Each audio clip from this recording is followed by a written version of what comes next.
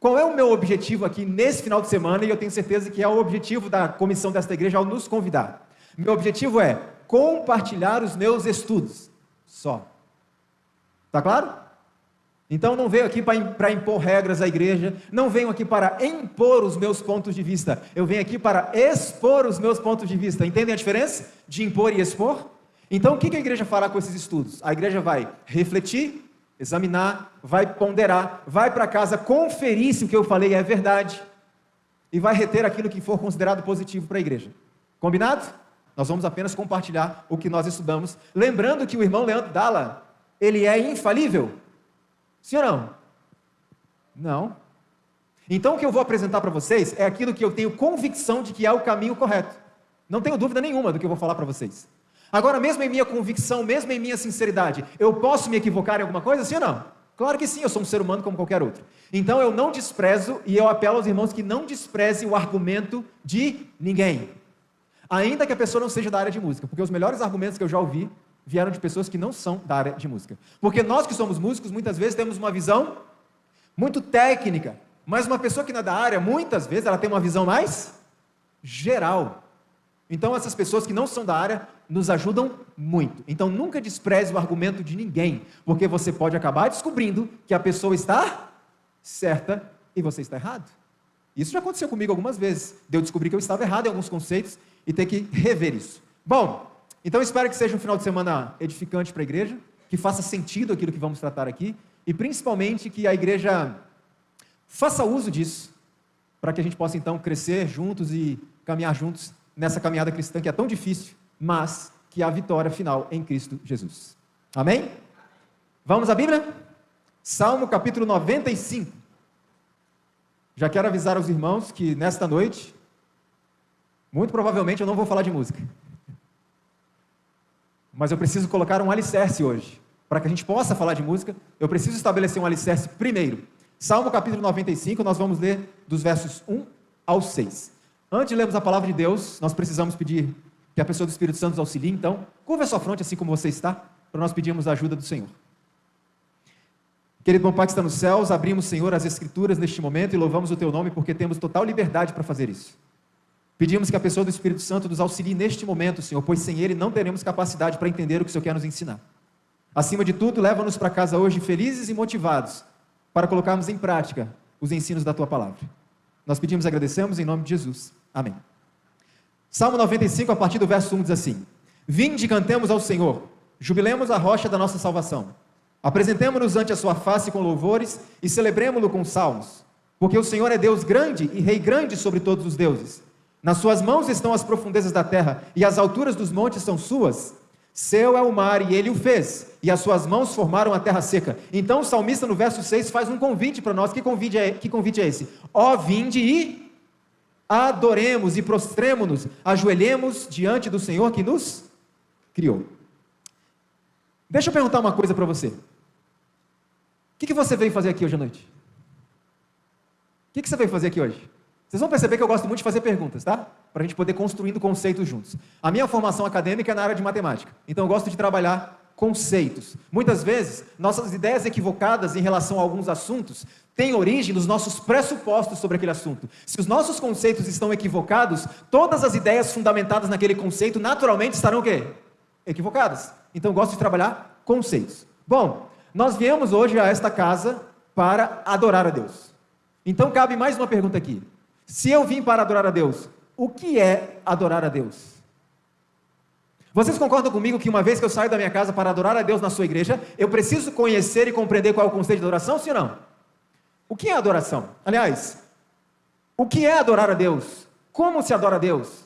O que definitivamente não é adoração a Deus? É importante que compreendamos essas coisas? Sim ou não? Sim. Por quê?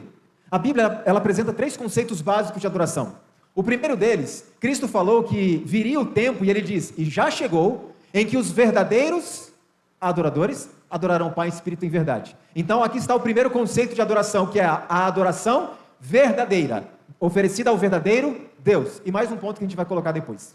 Ora, se Cristo disse que haveria adoradores verdadeiros, logicamente então haveria adoradores falsos. Então aqui está o segundo tipo de adoração, adoração falsa, oferecida a falsos deuses, e um outro detalhe que nós já vamos ver. O terceiro tipo de adoração que a Bíblia apresenta, que é para o qual nós precisamos atentar mais, é uma adoração que Cristo disse as seguintes palavras: bem disse Isaías acerca de vós, hipócritas, conforme está escrito: este povo honra-me com seus lábios, mas o coração está longe de mim. E Cristo continua dizendo assim: em vão me adoram. Qual é o terceiro tipo de adoração aqui relatada? A adoração vã, uma adoração inútil. Vamos recapitular os três.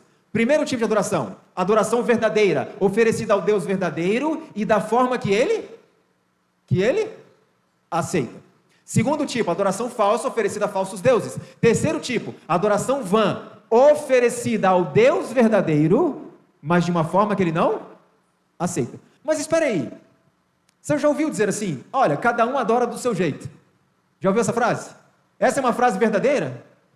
Não, cada um adora do seu jeito? De forma nenhuma. Aliás, nós vamos entender quem é que determina o que é adoração e o que não é. Lembrando que não sou eu que determino esse tipo de coisa. Bom, vamos trabalhar mais alguns conceitos. Adoração é louvor? Adoração e louvor é a mesma coisa? Vamos pensar aqui. Eu posso louvar um ser humano? Sim ou não? Posso. O que é louvor? Louvor é uma homenagem. É um elogio enfático. Então eu posso homenagear um ser humano, eu posso elogiar um ser humano. Por exemplo, a minha esposa, além de outras coisas, ela cozinha muito bem e eu posso louvar a comida que minha esposa faz. Sim ou não? É um elogio, uma homenagem. Agora, o ser humano pode ser adorado? Não. Então percebemos aqui, trabalhando conceitos, que adoração e louvor não são o quê? A mesma coisa. Agora, o louvor, para fazer parte da adoração, ele tem que ser dirigido única e exclusivamente a quem? A Deus. Porque quando existe louvor ao ser humano, quando eu estou ali numa programação onde há palmas, gritos, assobios, autógrafos e etc. Existe louvor ali? Existe louvor. Mas o louvor está sendo dirigido a quem? Ao ser humano. Pode haver adoração a Deus nesse ambiente? Não. Segundo ponto. A adoração é música? Adoração e música é a mesma coisa? O fato de eu cantar significa necessariamente que eu estou adorando a Deus? Eu posso ter uma experiência de adoração sem música? Posso ou não posso? Posso. Inclusive, em muitas circunstâncias, teria havido adoração verdadeira a Deus, se não fosse o quê? A música que foi escolhida. E aí a gente vai conversar um pouco sobre isso nesse final de semana. Então, adoração não é música, mas a música precisa me conduzir à adoração. E para que a música me conduza à adoração, a música tem que seguir critérios. Sim ou não? Ou qualquer música serve? A música tem que seguir critérios. E esses critérios são estabelecidos por quem? Por Deus. Vocês podem discordar de muita coisa que eu vou dizer nesse final de semana. Talvez até de tudo. Mas uma coisa não tem como discordar. Uma coisa, pelo menos, todos nós concordamos. Não é qualquer música que Deus aceita. Todos concordamos, sim ou não? Então existe música apropriada para adoração a Deus e música que não é apropriada. Todos concordamos com isso. Aonde está o problema entre nós, a divisão? Qual música é qual? Qual é apropriada e qual não é? Então precisamos estabelecer critérios. Agora eu pergunto uma coisa: existem critérios? Sim ou não? Existem. A palavra de Deus traz muitos princípios. O Espírito de Profecia traz muitas informações, aumentando ou detalhando mais esses princípios da palavra de Deus. Outra pergunta: adoração é ir para a igreja? Eu posso vir para a igreja e não adorar a Deus? Posso? Posso. Então adoração não é vir para a igreja necessariamente. Adoração é um programa? Um evento? Eu posso participar de um evento sem ter adorado a Deus? Posso também. Adoração é uma emoção? Uma sensação?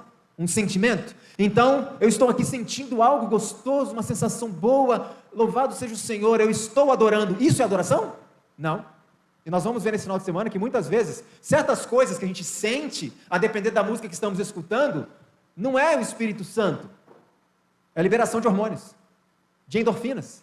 Então a adoração não é uma emoção. Eu queria usar uma analogia aqui, para a gente começar a entender o que é a adoração. Como bons brasileiros, nós sabemos que passamos boa parte da nossa vida estacionados numa fila qualquer por aí. É assim ou não é a nossa vida? É fila no banco, fila no supermercado, fila no aeroporto, fila na rodoviária, fila para sair da igreja, fila no restaurante. Levanta a mão aqui quem gosta de fila. Gosta de fila? Sai de casa de manhã procurando uma fila, porque é um hobby ficar em fila. Alguém gosta? Nunca conheci alguém que gostasse de fila. Mas eu percebi que existe um grupo de pessoas que não se importa de estar numa fila 1 hora, 2, 5, 12 horas, um dia inteiro, uma semana, um mês ou até 6 meses numa fila. Eles não se importam de ficar naquela fila. Eu pergunto, o que essas pessoas querem naquela fila? Um pequeno pedaço de papel, chamado ingresso. Porque esse papelzinho chamado ingresso vai dar a elas o direito de fazerem o quê? De entrarem nos seus templos para adorarem os seus ídolos. Veja, isso não é um show. Isso são cultos de adoração a deuses falsos. Vocês entendem? Não é simplesmente um show. Agora, se você chegar perto daquelas pessoas e perguntar, vem cá, tá gostoso aí ficar nessa fila tantas horas aí em pé, ou sentado no chão, na chuva, no sol, no frio? A pessoa vai te dizer assim, olha, gostoso, não tá. Mas pelo meu ídolo, eu faço qualquer coisa, qualquer sacrifício. Guarda essa frase. Gostoso não tá, mas pelo meu ídolo eu faço qualquer sacrifício. Querem ver alguns exemplos disso? Olha só. Fãs formam fila que hora? De madrugada, para ver o show da virada cultural lá em Presidente Prudente, se não me engano, interior de São Paulo. Os fãs fizeram fila ali que hora? De madrugada. Para fazer o quê? Para poderem entrar nos seus templos e adorarem os seus deuses, os seus ídolos. Pergunta para nós. Não responda, tá? Apenas pense. Imagine que o pastor de vocês, como é que é o nome do pastor, Valdir? Ivanir? Evanir. Imagine que o pastor Evanir viesse aqui neste momento e falasse assim, irmãos, nós precisamos clamar a Deus pelo poder do Espírito Santo, pelo derramamento da chuva serôdia, precisamos intensificar esse trabalho, então eu estou convocando a igreja para no próximo domingo estarmos presentes aqui, às 3 horas da manhã. Não responda, pense, você viria? Que hora que os fãs formaram fila ali? E eles estavam sentados no banco acolchoado com ar-condicionado? Onde é que eles estavam? Numa calçada, no meio da rua, uma calçada dura. Mas pelo ídolo, eles fazem qualquer sacrifício. Você viria às 3 horas da manhã para adorar o seu Deus? Pense. Olha outro exemplo. Fãs passam 6 horas na fila para ver show de Anitta em São Vicente. Misericórdia. É gostoso ficar na fila 6 horas? Não. Pior ainda é ver show de Anitta. Mas enfim, diz que há gosto para tudo, né? Quantas horas eles ficaram na fila? 6. Pergunta para nós refletirmos aqui. Programa de 10 horas com Deus. Você aguenta ficar na igreja o programa todo? Há pessoas que dizem assim, olha, irmão Leandro, mas quando dá 11h30, meio-dia, eu preciso dar um pulinho em casa, para fazer o quê? Para fazer o quê? Para comer. Depois eu volto.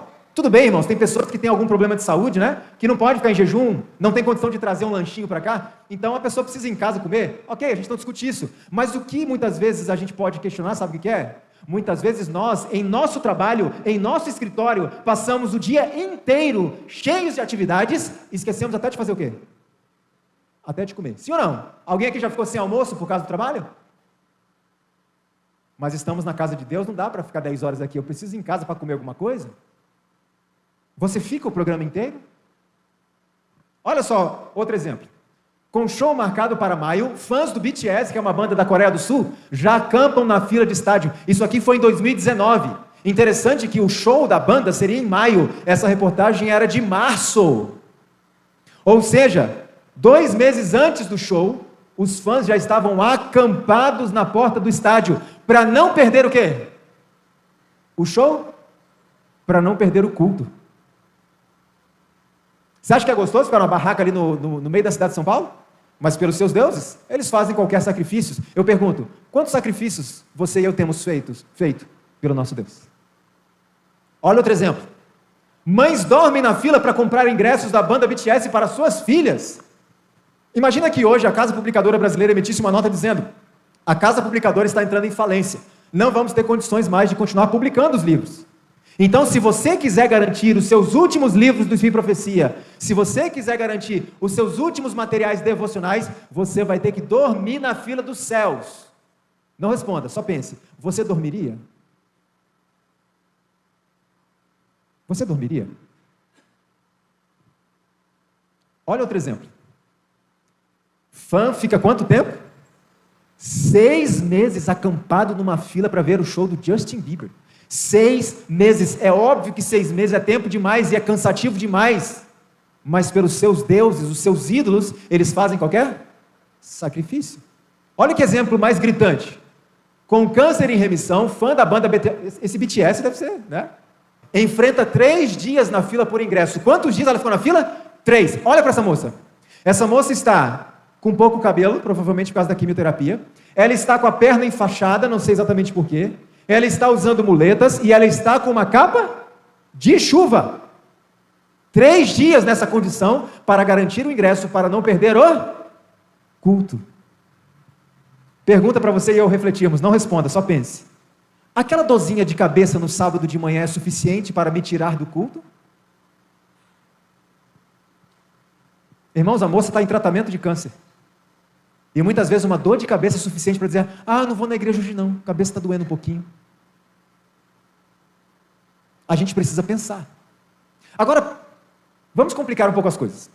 Imagina que você acordou no sábado pela manhã e percebeu que aqui em Campo Grande estava caindo uma chuva torrencial como você nunca viu em toda a sua vida. Pergunta, você viria para a igreja assim mesmo? Leandro, mas está chovendo muito. Mas não tem um carro na garagem, não? Não, mas mesmo assim, entra no carro, sai do carro, se molha, chovendo muito. Quem é que vai para a igreja numa chuva dessas? Olha, para a igreja eu não sei, mas para outros lugares tem gente que vai. Veja essa foto do estádio do Morumbi. Os torcedores estão aguardando o início do jogo, os torcedores de São Paulo, literalmente debaixo d'água. Porque pelos seus ídolos, eles se submetem a qualquer coisa. Não importa. Agora pensa no seguinte. Imagina que você acordou sábado de manhã e você sentiu um frio meio estranho. Quando você abriu a janela da sua casa, você descobriu que estava nevando em Campo Grande. Nevando muito! Pergunta, você iria para a igreja mesmo assim, debaixo de neve, sim ou não? Pense. Leandro, mas quem é que vai sair de casa para ir para a igreja debaixo de neve? Olha, para a igreja eu não sei, mas para outros lugares tem gente que vai. Eu não sei se está dando para enxergar aí do fundo, mas isso aqui é um estádio. Ele está super lotado. Veja como ele está super lotado. O povo está ali, literalmente, debaixo de neve. Irmãos, deixa eu dizer uma coisa importante, para a gente pensar um pouco. Vocês estão entendendo qual é o conceito de adoração?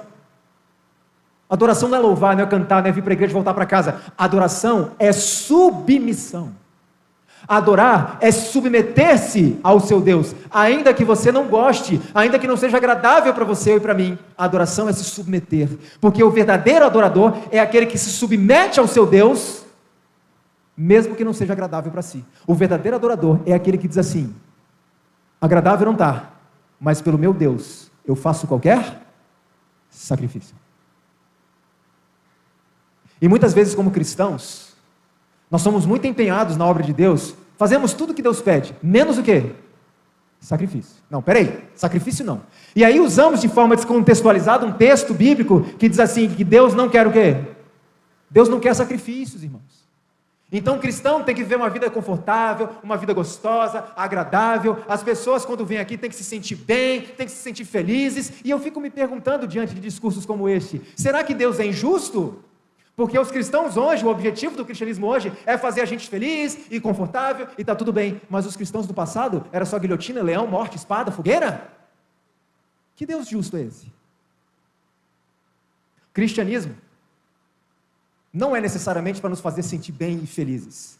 Cristianismo é para a nossa transformação de caráter. E aí eu pergunto a vocês, transformar caráter é uma coisa que é sempre agradável? É agradável arrancar de nós aquilo que a gente tanto se apega? Não é. Mas pelo nosso Deus a gente faz qualquer sacrifício. Isso é adoração. Adoração é algo que nós oferecemos a Deus. Vocês concordam comigo? Sim ou não? Adoração é algo que eu dou a Deus. Então pensa no seguinte, quando eu saio de casa para vir à igreja, eu venho para assistir um culto? Sim ou não? Eu venho para fazer o quê? Para prestar, para oferecer. Olha como isso é importante. Se eu saio de casa com o conceito de que eu vou à igreja assistir um culto, logo o culto tem que agradar a quem? A mim, porque eu vim para assistir. Mas quando eu entendo que eu não vou à igreja assistir um culto, eu vou à igreja para oferecer um culto a Deus, aí as coisas mudam, porque agora o culto tem que agradar a quem? A Deus, ainda que não agrade a mim. Isso é a adoração. Porque para o verdadeiro adorador, o que está no centro é a vontade de quem? Não é a vontade própria, não é a vontade dos jovens, não é a vontade dos adolescentes, não é a vontade dos visitantes de outras denominações. Não, não, não. Para o verdadeiro adorador, o que está no centro é a vontade de Deus. E mesmo que não seja agradável para si, ele faz. Porque para o verdadeiro adorador não importa o que foi dito, importa quem foi que disse. E se foi Deus que disse, gostando ou não, eu faço. Isso é adoração. Entendem por que a Bíblia diz que Deus está procurando adoradores verdadeiros? Nós confundimos os conceitos de adoração. Mas adoração é muito mais profundo do que muitas vezes a gente imagina.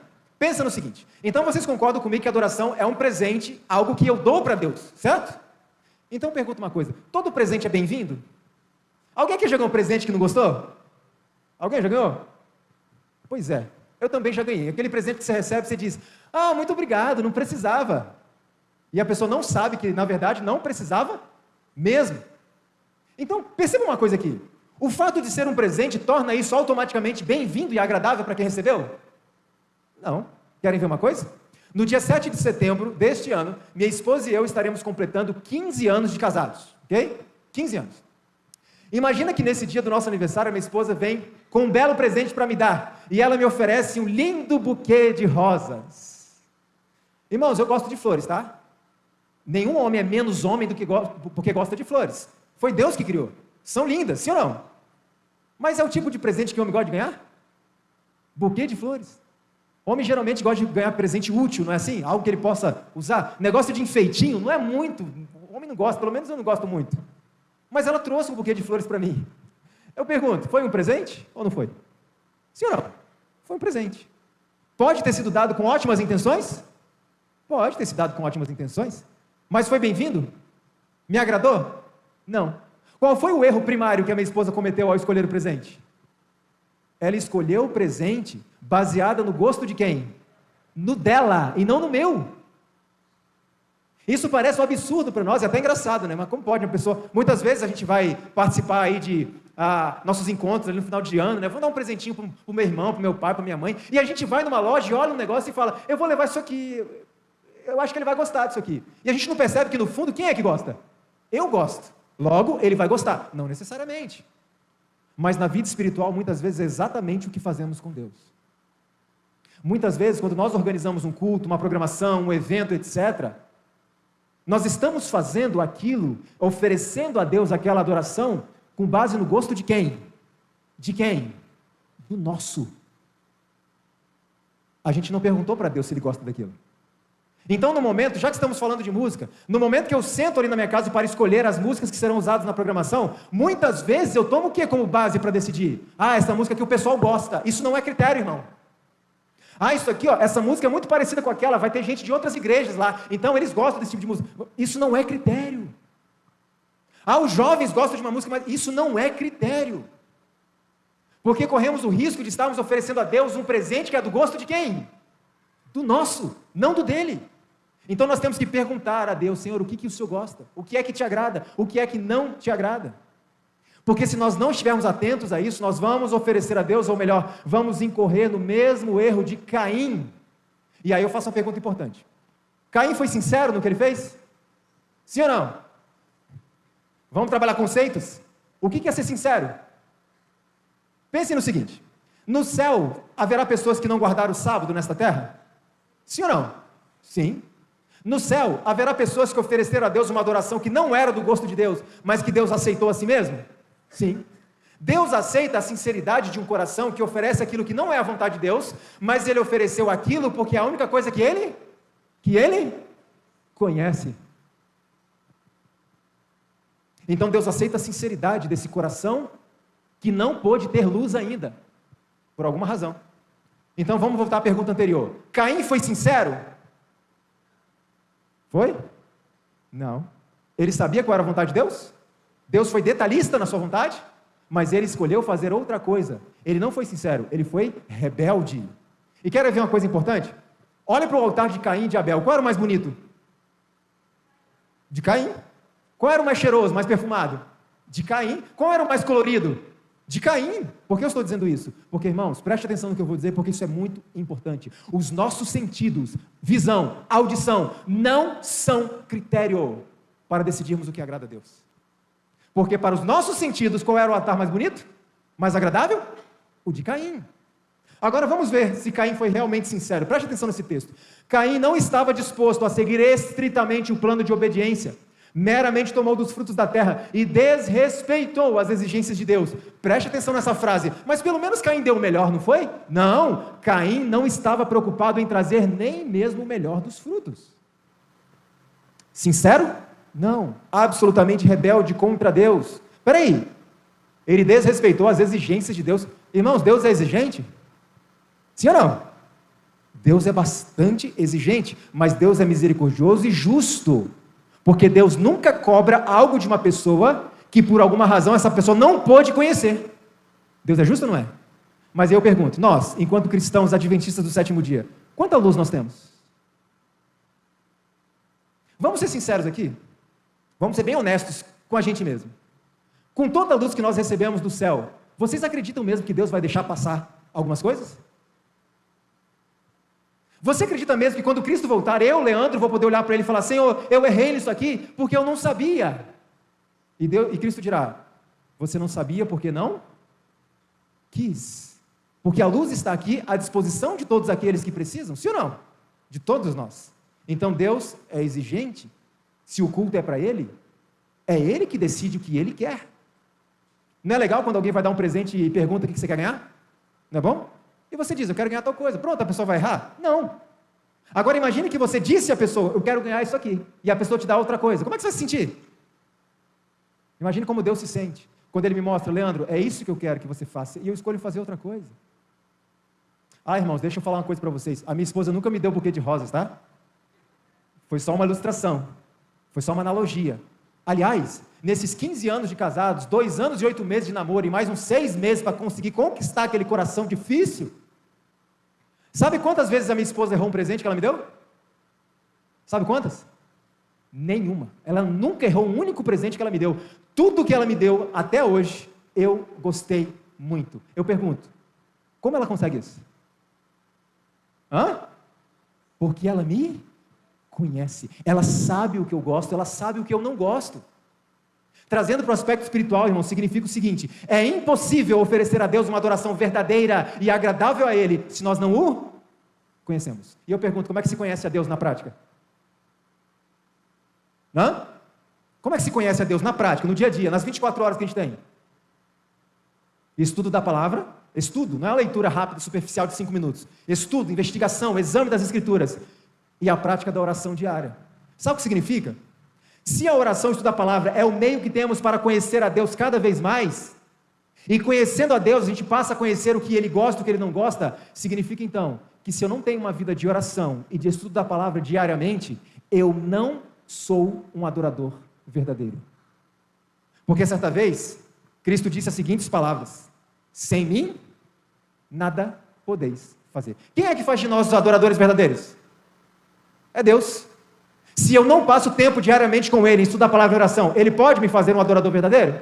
Não pode. Então cada um pense na sua vida nesse momento. Quanto tempo você e eu temos passado diariamente em estudo da palavra, em oração, porque é nesse ambiente, nessa circunstância, nessa prática que Deus se revela a nós e nos transforma em adoradores verdadeiros. Não estuda a Bíblia, não ora diariamente, você não é um adorador. Por mais bonito que você cante, por mais bonito que eu cante. O conceito é simples. É simples. Então nós precisamos conhecer a Deus para que saibamos do que Ele gosta. Deixa eu fazer uma pergunta para vocês dentro desse contexto. Conhecimento de Deus, comunhão com Deus, intimidade com Deus, isso faz parte da grade curricular das escolas de música? Sim ou não? Não? Isso é uma busca pessoal. Sabe o que significa? Significa que eu posso ter me formado na melhor universidade de música do mundo. Se eu não tenho esse contato, esse convívio com Cristo diariamente, eu não tenho nenhuma condição de discernir qual é a música agradável a Deus. Porque sem mim, disse Jesus, vocês não podem fazer nada. E muitas vezes, irmãos, eu posso estar agindo com a maior arrogância diante de Deus. Arrogância de alguém que acha que sabe o que é melhor para Deus, ou o que Deus quer de mim, sem passar tempo com Ele. Vocês concordam que a arrogância da nossa parte fazer uma coisa dessa? É Deus quem diz o que Ele quer. Não sou eu que decido. Veja só o que a irmã White comenta. Satanás bem sabe que todos quantos ele levar a negligenciar a oração e o exame das Escrituras serão vencidos por seus ataques. Não estudo a Bíblia diariamente, não tenho momentos de oração diariamente. Eu já estou vencido por Satanás, por mais que eu cante bonito, por mais que eu pregue bonito, por mais que eu dê cesta básica e doe sangue por aí. Não importa. Sem mim, disse Jesus, vocês não podem fazer nada.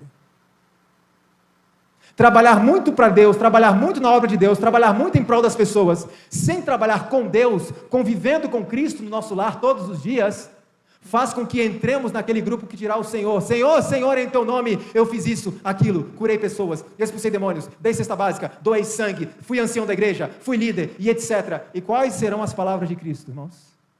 Não vos, olha que palavra forte, não vos conheço. Cristo não quer pessoas que trabalhem para Ele. Ele quer pessoas que trabalhem com Ele e como Ele. Entendem a diferença?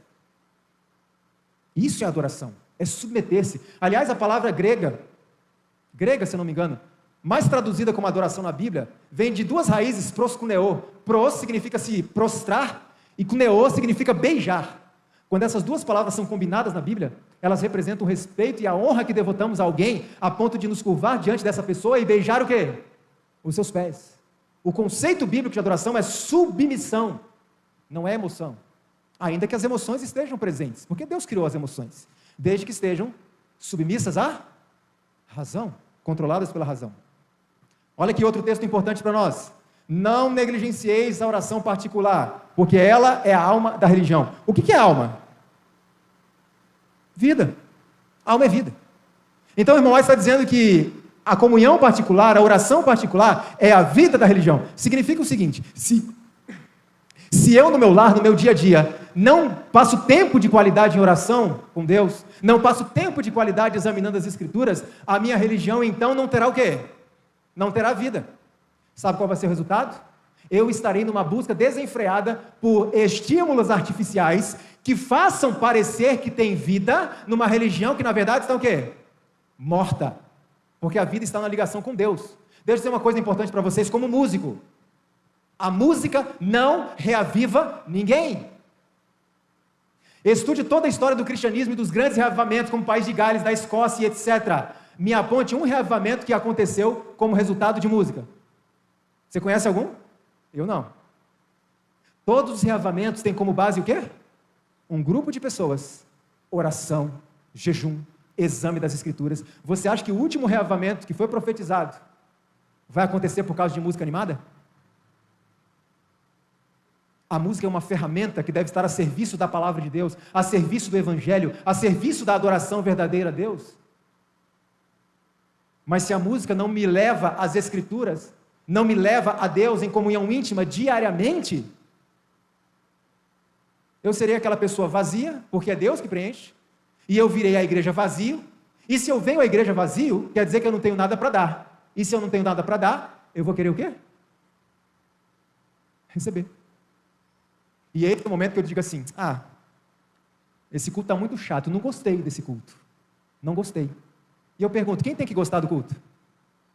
Quem tem? O culto não é para mim, não sou eu que sou adorado aqui. Não gostei desse culto. Por quê? Estou vazio, eu não entendo que aqui é um lugar para dar, não para receber. E aí eu me torno aquele cristão cliente e não soldado. Aquele que entra numa loja, olha tudo ali, não agradou muito, o que ele faz? Procura outra loja, procura outra igreja. Ou então, tenta mudar a estrutura, o sistema da igreja, para que a igreja pareça mais com aquilo que ele gosta, que ele quer. Isso é o cristão cliente. Não, estou aqui para ser servido. Por quê? Vazio, não tem nada para dar, então vai querer receber. Isso aqui é de tamanha importância, irmãos, que se nós interiorizarmos isso, que nós precisamos passar tempo de qualidade com Deus todos os dias no nosso lar, para que Ele nos faça adoradores, para que Ele nos preencha, para que a gente venha à sua casa para oferecer e não ficar esperando. Se a gente não entender isso, não tem como adorar a Deus. A gente vai apenas participar de uma programação, não adorar a Deus. E quando eu não tenho comunhão com Cristo em casa e estou vazio, sabe o que acontece? Imagina que um amigo bate a porta da minha casa e diz assim: Leandro, vamos para a igreja?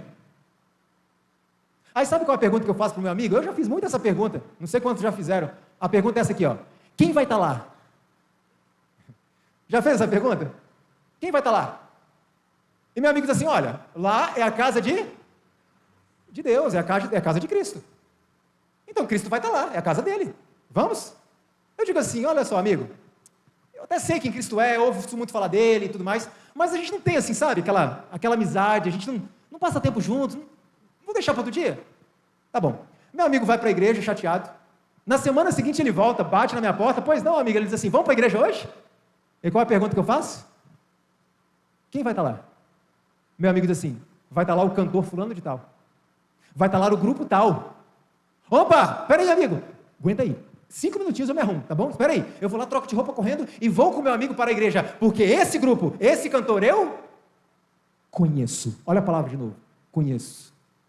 E hoje, irmãos, infelizmente, para que uma igreja esteja lotada, precisa ter uma pessoa conhecida. Porque Cristo para nós parece não fazer mais muita diferença. Mas eu posso dizer que Cristo é o ser mais famoso que existe. Porque ele é famoso aonde? Só aqui? Ele é famoso em todo o universo. E eu me pergunto muitas vezes, por que a pura e simples presença de Cristo entre nós não é suficiente para encher a igreja? É possível haver adoração nesse contexto, nesse ambiente? Não. Então cada um examine o próprio coração. Por que eu vou à igreja? O que eu quero lá? Será que eu quero bênçãos materiais? Irmãos, muitas vezes pessoas vêm à igreja atrás de bênçãos materiais.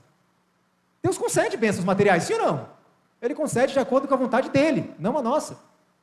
Mas muitas vezes Deus nos concede certas bênçãos materiais para abrir os nossos olhos. Querem ver uma coisa que acontece com a gente muitas vezes, no contexto da adoração a Deus? Senhor, por favor, eu preciso de um carro, Senhor, para transportar minha família, para me locomover melhor. Deus então dá a bênção de um carro. No domingo seguinte, a pessoa pega o carro e vai para o shopping, não para a igreja.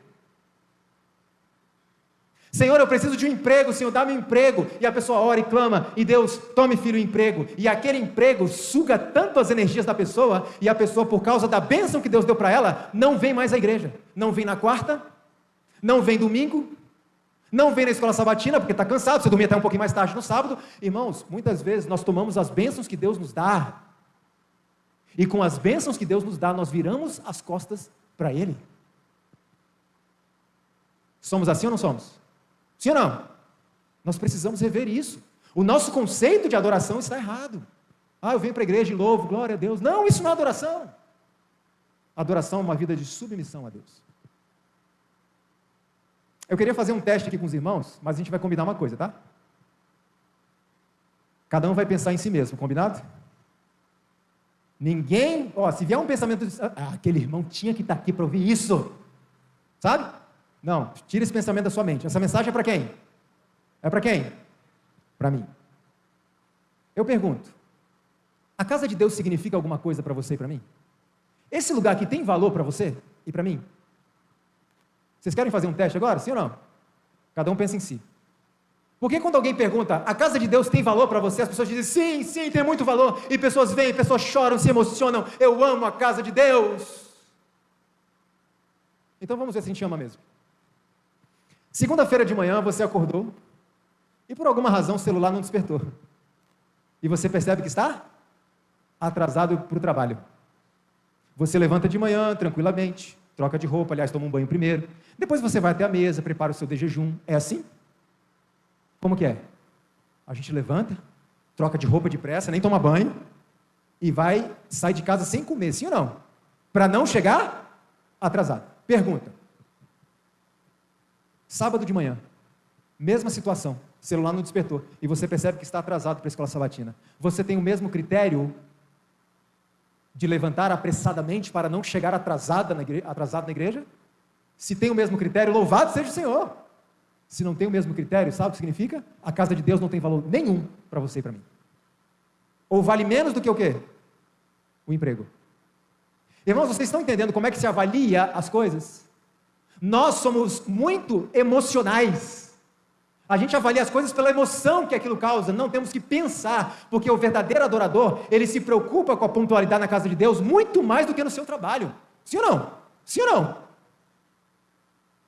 Segundo ponto. Imagine um grupo de homens assim assistindo um jogo de futebol. Quando alguém começa a comentar o jogo, o que acontece? Quando alguém começa a falar no meio do jogo,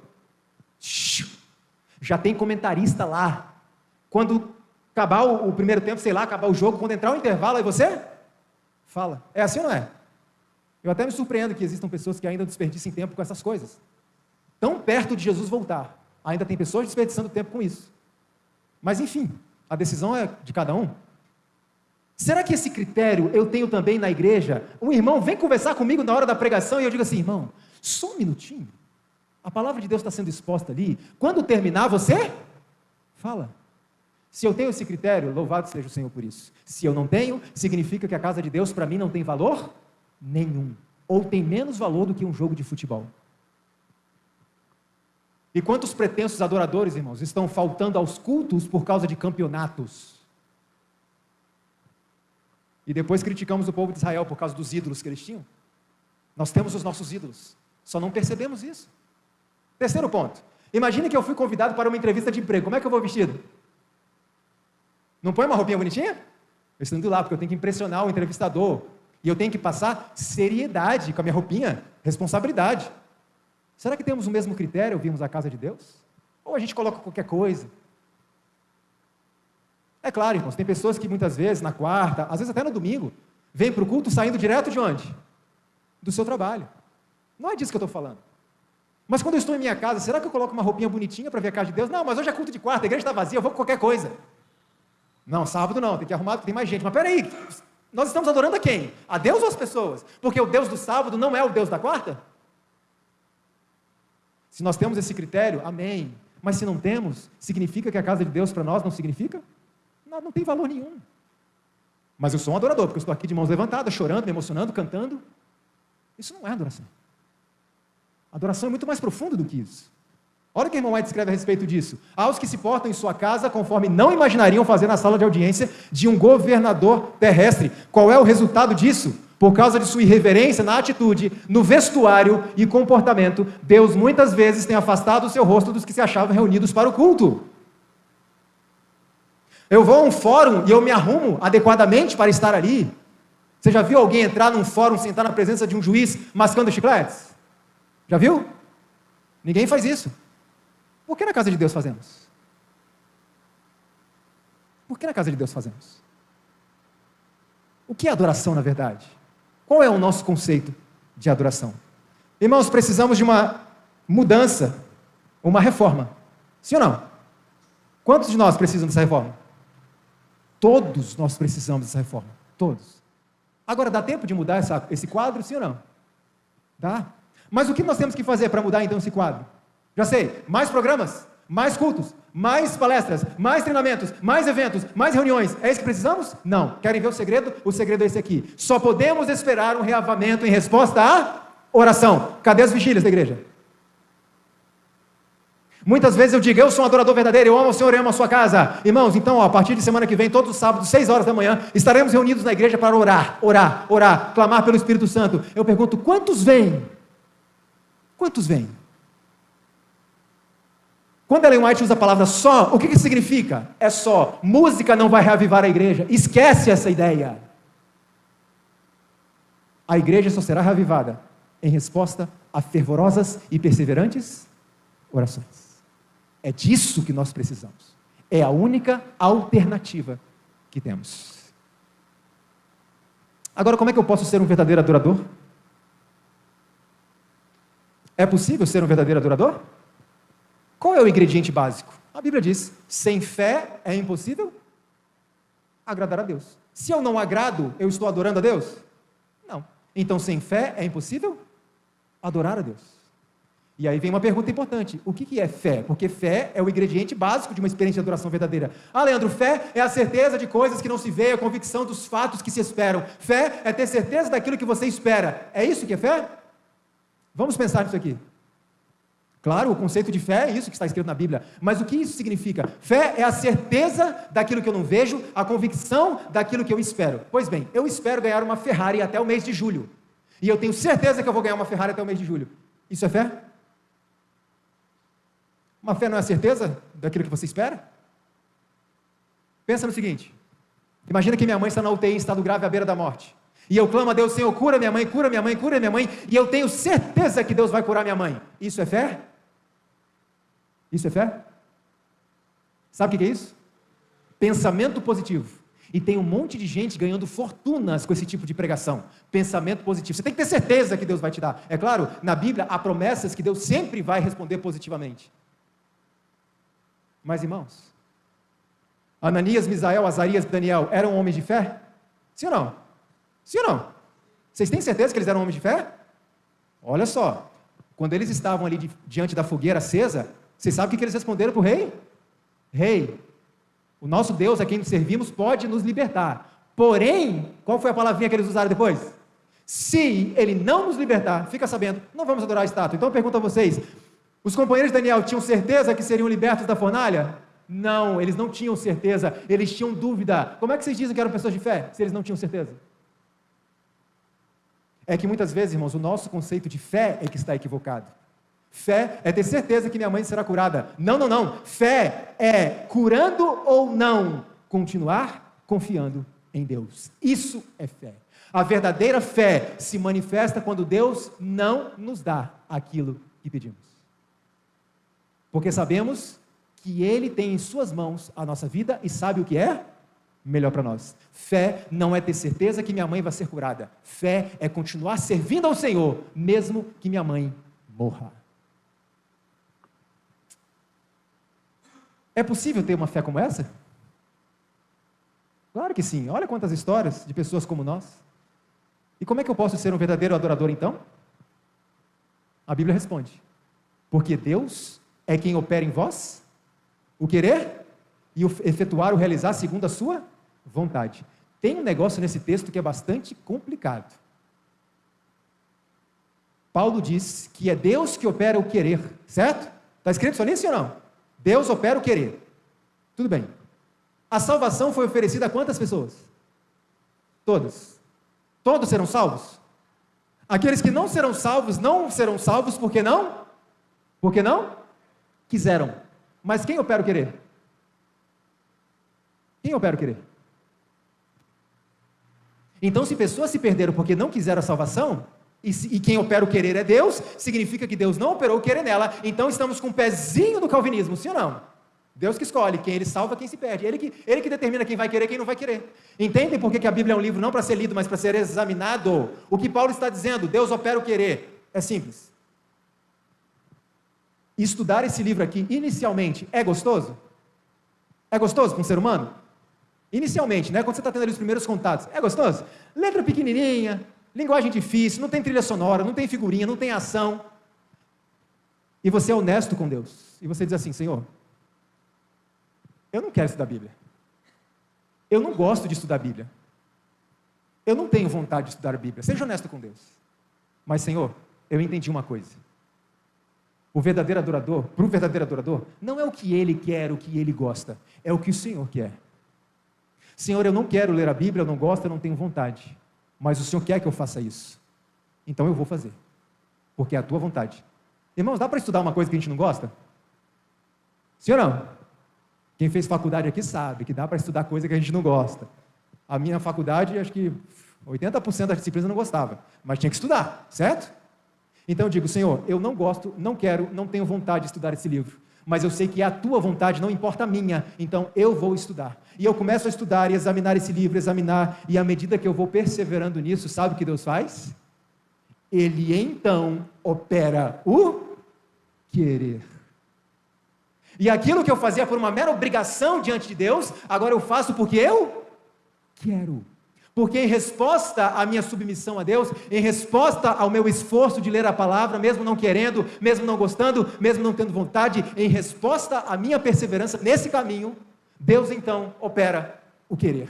É isso que Paulo está dizendo. E a gente passa então a querer, a gostar, a ter vontade e a amar este livro como nunca antes em nossa vida. Entenderam o que Paulo está dizendo? E eu concluo com esse texto da irmã White, que ela resume bem essa questão, quando ela diz assim: passa aí para a gente. Não podeis mudar o vosso coração. Não podeis por vós mesmos consagrar a Deus as vossas afeições. Olha o que ela está dizendo. Você e eu não podemos gostar das coisas de Deus por nós mesmos, porque a nossa natureza é má. Nós não podemos entregar a Deus as nossas afeições, o nosso amor por nós mesmos, mas nós podemos escolher servi-lo, gostando ou não. Sabe qual vai ser o resultado? Ela diz: Ele então, o que significa então? Só depois disso, operará em vós o querer ou efetuar, segundo a sua vontade. Não importa o que Deus disse, se eu gosto ou não, eu faço. E Ele vai trabalhando o meu coração de forma que eu passe a gostar e ter vontade e querer fazer aquilo que antes eu não queria. Deus não quer o seu sentimento, Ele quer a tua decisão. Então, compreendendo ou não, gostando ou não, faça o que Deus pediu. E o resto, Ele trabalha. E Ele nos transformará de tal forma que nos fará pessoas que estarão diante de uma fogueira acesa e dirão: pois me mate, mas eu não deixarei de confiar em Deus. Irmãos, se estamos fugindo dos pequenos sacrifícios por Deus hoje, quando chegar o sacrifício da própria vida, nós vamos entregar a vida por Ele? Então precisamos pensar: tenho sido verdadeiramente um adorador submisso ao Senhor? Vocês entenderam porque eu não posso falar de música antes de tratar desse assunto? Porque não apenas música, mas especialmente música, é algo que nós temos muitas vezes feito aquilo que a gente quer, aquilo que a gente acha, aquilo que nos agrada aos sentidos, aquilo que é gostoso para os nossos sentidos. E os nossos sentidos não são critério, porque o coração é enganoso. O que eu vou fazer aqui com vocês nesse final de semana? Expor os critérios que, como músico, eu estabeleci para mim. Está claro esse ponto? Eu estabeleci para mim. Mas precisamos tê-los, porque a adoração é para Ele. Que a nossa adoração a Deus não seja apenas um momento, um evento, mas que a nossa adoração a Deus seja um estilo de vida. Que possamos adorar ao Senhor, não apenas com a nossa voz, mas acima de tudo com a nossa vida, com o nosso testemunho. Amém? Amém.